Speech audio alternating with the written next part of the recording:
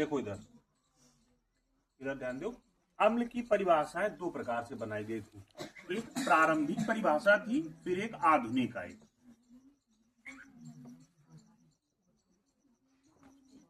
बात समझना, केवल अम्ल की परिभाषा नहीं बतानी, जब अम्ल की परिभाषा पूछी जाए तो प्रारंभिक वाली क्लियर करना है कि आधुनिक वाली। प्रारंभिक वाली जो बेटा परिभाषा थी उसमें बताया गया इसकी प्रवृत्ति और इसका स्वाद। क्या क्या बताया गया?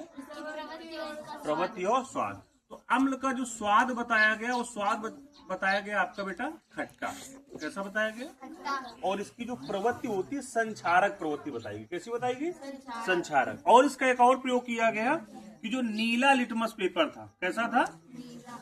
इसमें जब एसिड डाला गया तो एसिड डालने से नीला लिटमस पेपर कैसा हो जाता है?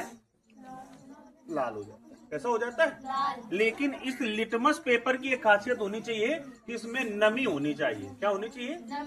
नमी अगर नहीं है तो फिर ये कलर परिवर्तन आपका नहीं करेगा। इतनी बात समझ में आ गई? तो प्रारंभिक उदाहरण क्या थी? अम्ल वे पदार्थ होते हैं जो स्वाद में कैसे होते हैं? खट्टे। तथा गीले नीले लिटमस पेपर में अगर डाल दिया जाए तो उसका कलर कैसा हो जाता है? लाल। नीले से लाल। प्रवृत्ति कैसी होती है इसकी? संचारक। कैसी प्रवृत्ति होती है? संचारक। अगर ये त्वचा में पड़ जाए या कपड़ा में पड़ जाए या लकड़ी में पड़ जाए तो इसे गलाकर नष्ट कर देता। अम्ल की प्रारंभिक परिभाषा समझ में आई। अब आधुनिक आ जाओ। आधुनिक परिभाषा जो बनाई थी वैज्ञानिक आर हीनियस ने बनाई थी। किसने बनाई थी? आर हीनियस ने। कौन सा सिद्धांत लिया था इन्होंने? आयनन सिद्धांत लिया था। कौन सा सिद्धांत लिया था? ये पॉइंट बहुत जरूरी होता है, किस सिद्धांत के अनुसार परिभाषा बनाई जा रही। इन्होंने जब अम्ल को जल में घोला, काय में घोला? अम्ल को जल में घोला या उसका जब आयनन कराया तो एक चीज इन्होंने क्लियर की, जितने भी अम्ल होते हैं वो जलीय विलयन में कौन सा आयन देते हैं? Hydrogen ion. कौन सा आयन देते हैं? अगर हाइड्रोजन आयन मिल रहा है तो फिर अम्ल है, हाइड्रोजन आयन नहीं मिल रहा है तो फिर अम्ल नहीं। इधर देखना, इधर कहां देखना? अम्ल की परिभाषा क्या बताया अभी? हाँ, आप ही से पूछ रहे हैं। ये जब अभी परिभाषा बता रहे थे उधर काहे देख रहे थे? अम्ल वे पदार्थ होते हैं जो जलीय विलयन में कौन सा आयन प्रदान करते हैं? Hydrogen ion. कौन सा आयन? अम्ल को जल में बोलते हैं ना। ठीक।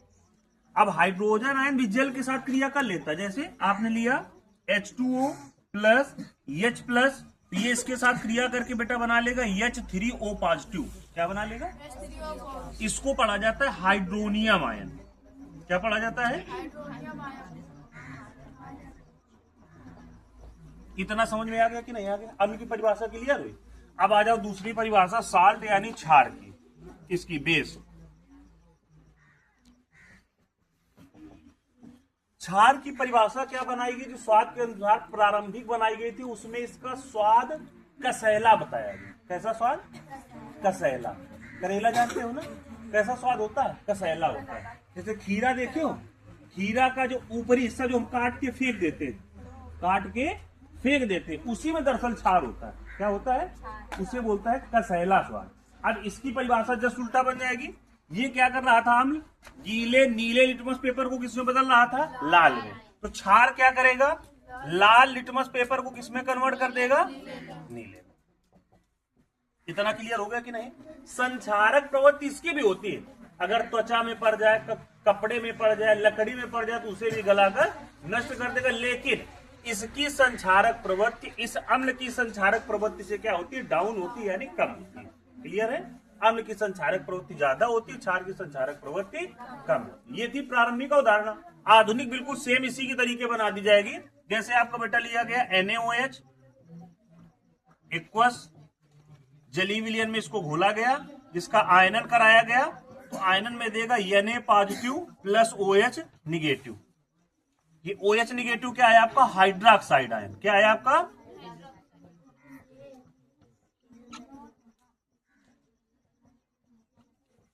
क्लियर हो गया कि नहीं? क्लियर हो गया। क्षार क्या होते हैं?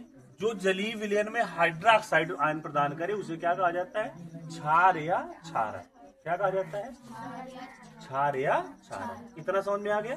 प्रारंभिक अवधारणा क्लियर है। इसकी जो स्वाद होता है कैसा होता है? कसैला। कैसा होता है? कसैला। और ये गीले लाल लिटमस पेपर को काहे बदल देता है? नीले रंग में बदल देता है। ठीक, इसकी भी कौन सी प्रवृत्ति होती है? संक्षारक प्रवृत्ति। अगर ये त्वचा में पड़ जाए, कागज में पड़ जाए, लकड़ी में पड़ जाए तो उसे गलाकर नष्ट कर देता है, लेकिन इसकी संक्षारक प्रवृत्ति अम्ल की तुलना में क्या होती है? कम होती है। कितना समझ में आ गया?